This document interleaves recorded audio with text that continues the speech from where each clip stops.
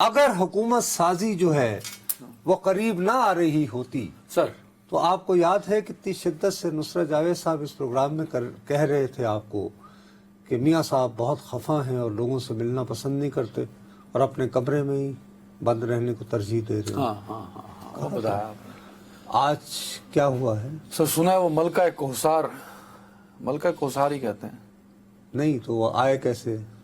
خصوصی طیارے سے وہ لاہور سے روانہ ہوئے اور یہاں آئے. ہو سکتا ہے ان کا اپنا جہاز ہو اس میں. کیوں نکلے اور مجھے کیوں نکالا سے؟ آخر اتنا جہاں پہ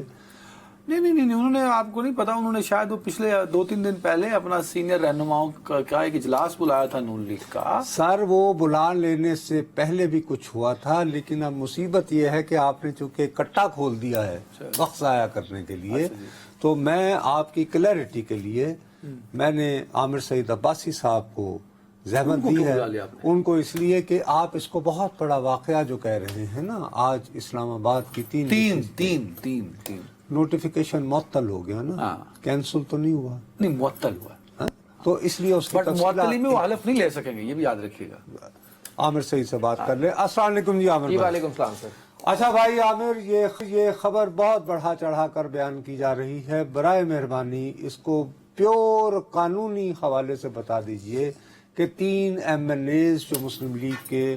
منتخب ڈکلیئر کیے گئے تھے ان کے بارے میں اسلام آباد ہائی کورٹ نے کیا فیصلہ کیا ہے؟ نصر صاحب تھینک یو سو مچ. اسلام آباد ہائی کورٹ میں یہ انٹرا کورٹ اپیل دائر کی گئی تھی. پہلے اسلام آباد ہائی کورٹ کا سنگل بینچ اس معاملے کو آلریڈی الیکشن کمیشن کو بھجوا چکا ہے اور اس فیصلے کو چیلنج کیا. تینوں پی ٹی آئی کے بیک جو آزاد امیدوار تھے انہوں نے اسلام آباد ہائی کورٹ کے ڈویژن بینچ کے سامنے، اور ڈویژن بینچ نے آج اس کے اوپر ایک سٹے آرڈر دیا ہے اور یہ کہا ہے کہ الیکشن کمیشن کیونکہ آلریڈی ان چیزوں کو دیکھ رہا ہے، لہٰذا اس کے جو کنسالیڈیشن آف دی ریزلٹس ہے، جو اس کا بیسیکلی گریوینس یہ ہے، یہ شکایت یہ ہے تحریک انصاف کے جو بیکڈ آزاد امیدوار ہیں ان کی یہ ہے کہ جو فارم 45 میں جس طرح ریزلٹس آئے ہیں پریزائڈنگ افسران نے دیے ہیں اسی کی بنیاد کے اوپر فارم 47 جاری نہیں کیا گیا، اور جو کنسالیڈیشن کا پروسیس ہے وہ یہ کہتا ہے کہ تمام جو امیدوار ہیں ان کی موجودگی میں ریٹرننگ افسر جو ہے وہ ان ریزلٹس کو مکمل کرے گا، ان کی گنتی کرے گا اور اس کے بعد پھر فارم 47 جاری کرے گا. تو پی ٹی آئی کا یہ موقف ہے ان کے وکلا کا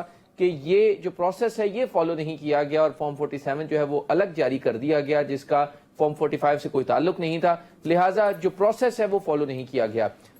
پہلے چیف جسٹس اسلام آباد ہائی کورٹ اس درخواست کو نمٹا چکے ہیں اور یہ کہہ چکے ہیں کہ یہ معاملہ الیکشن کمیشن دیکھے گا، لیکن پی ٹی آئی نے اس کو چیلنج کیا انٹرا کورٹ اپیل میں اور اس میں یہ کہا کہ کیونکہ پی ٹی آئی کا یہ موقف ہے کہ پروسیس فالو نہیں ہوا، اس لیے آج اسلام آباد ہائی کورٹ کے ڈویژن بینچ نے یہ سسپینڈ کر دیے ہیں، معطل کر دیے ہیں یہ نوٹیفیکیشنز جو تینوں اسلام آباد سے مسلم لیگ نون کے حمایت یافتہ جو امیدوار کامیاب قرار دیے گئے ہیں. لہٰذا اس بنیاد نہیں تو لیکن ٹیکنیکلی میں اس سے زیادہ انٹرسٹڈ ہوں. یہ تو خبر آپ نے دے دی بہت یعنی مختصر الفاظ میں ان لوگوں کے لیے جنہیں اس خبر کا ابھی پتہ چلا ہے. اب کیا ہوگا؟ جی اب election commission of Pakistan already اس معاملے کو دیکھ رہا ہے اور انہوں نے ریٹرننگ افسر کو بھی یہ ہدایت دے رکھی ہے کہ آپ جو کنسالیڈیشن آف ریزلٹ کا جو پروسیس ہے وہ فالو کیا گیا یا نہیں کیا گیا، کیونکہ ریٹرننگ افسر پہلے ہی اپنی رپورٹ میں یہ کہہ چکے ہیں کہ وہ پروسیس کو فالو کر چکے ہیں اور انہوں نے تمام امیدواروں کو موقع دیا تھا، لیکن پی ٹی آئی کے جو امیدوار تھے وہ موجود نہیں تھے. لیکن بہرحال پی ٹی آئی اس کو عامر، لیکن اب سوال یہ پیدا ہوتا ہے کہ فرض کرو اگر ROs اپنے موقف پر ڈٹے رہیں تو پھر نہیں، پھر تو دیکھیں پھر الیکشن کمیشن آف پاکستان نے جواز دینا ہے کہ انہوں نے یہ جو رزلٹ بنایا تھا، جو کامیابی کا نوٹیفیکیشن جاری کیا تھا، اس میں وہ پروسیس فالو کیا یا نہیں کیا، کیونکہ آج جب عدالت نے ان سے استفسار کیا تو وہ تسلی بخش جواب نہیں دے سکے. اسی کے بنیاد کے اوپر عدالت نے کہا کہ فی الحال ہم اس کو معطل کر رہے ہیں اور اس میں 22 فروری کی تاریخ مقرر کی گئی ہے. مین وائل الیکشن کمیشن میں صبح اس میں پروسیڈنگز جاری ہیں اور کل الیکشن کمیشن اپنی پروسیڈنگز مکمل کر لے گا اور اس کے بعد پھر 22 فروری کو اسلام آباد ہائی کورٹ کے ڈویژن بینچ فیصلہ کر دے گا. لیکن جو الیکشن کمیشن آف سر یہ بتائیں عامر بھائی، ذرا چیزیں تھوڑا سا کنفیوز ہو رہی ہیں. اب پٹیشن یہ تھی کہ فارم 47 جو ہے وہ فارم 45 کو جو کلیکٹ نہیں کر رہا کرنا تھا ان front of P T I کے جو نمائندے تھے ان کی موجودگی وہ نہیں ہوا، یہ ہے پٹیشن اصل. جی بالکل. اب اگر RO یہ آ کے کہہ دے in front of the court Islamabad high court کہ بھائی میں نے تو سب کو موقع دیا تھا، یہ لوگ وہاں نہیں آئے،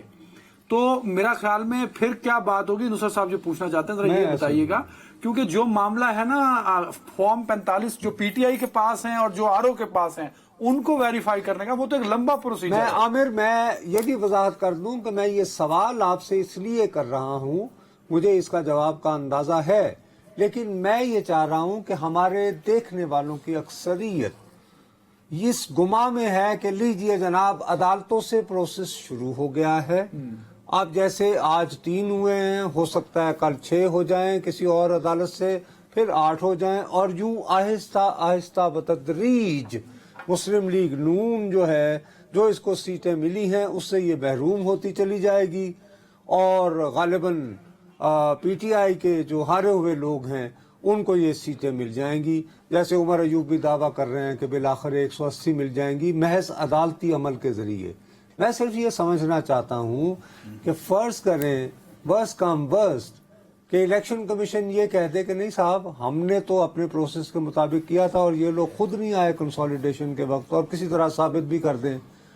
تو اس کے بعد کیا صورتحال بنتی ہے؟ یا دوسری طرف اگر نہ کر پائیں تو کیا ری الیکشن ہوگا، یا ہارے ہوئے کینڈیڈیٹ کو جیتا ہوا ڈکلیئر کر سکتی ہے ہائی کورٹ؟ نہیں نصرت صاحب، یہ بالکل ایسی کوئی صورتحال نہیں ہے کہ ہارے ہوئے کینڈیڈیٹ کو اسلام آباد ہائی کورٹ یا کوئی بھی ہائی کورٹ کامیاب قرار نہیں دے سکتی۔ اس کا ultimate authority election commission of Pakistan کے پاس ہے۔ الیکشن کمیشن آف پاکستان، اس میں 2 صورتیں ہو سکتی ہیں، یا تو اس کو جو یہ نوٹیفیکیشنز ہیں ان کو کالعدم قرار دے کر ہائی کورٹ واپس بھیج سکتی ہے الیکشن کمیشن کو، کرنا فیصلہ پھر بھی الیکشن کمیشن آف پاکستان۔ ایک چیز اور بھی کورٹ کے حوالے سے بڑی امپورٹنٹ، عامر بھائی ذرا تصحیح کیجئے گا، کورٹ کی نظر میں جو پٹیشنر ہے پی ٹی آئی کا، اس کا فارم 45 قانونی طور پہ ویلڈ ہے، یا جو آر او پروڈیوس کرے گا ان فرنٹ آف اسلام آباد ہائی کورٹ وہ ویلڈ تصور ہوگا؟ دیکھیں عدنان صاحب، یہ تو کیونکہ یہ تمام چیزیں جو ہوتی ہیں نا یہ ایویڈنس میں سامنے آتی ہیں، اور یہ رٹ میں ڈائریکٹلی آپ ہائی کورٹ میں جو کانسٹیٹیوشنل پٹیشن ہوتی ہے اس میں ہائی کورٹ کبھی بھی ان چیزوں کے میرٹس اور ڈی میرٹس میں نہیں جاتی۔ یہ چیزیں پھر جب آپ ایویڈنس پروڈیوس کرنے کی بات کرتے ہیں تو وہ جاتا ہے معاملہ ٹریبیونلز میں، اور وہ ایک بہت لمبا پروسیجر ہے، اور وہ پھر آپ کو پتا ہے کہ وہ لمبا چوڑا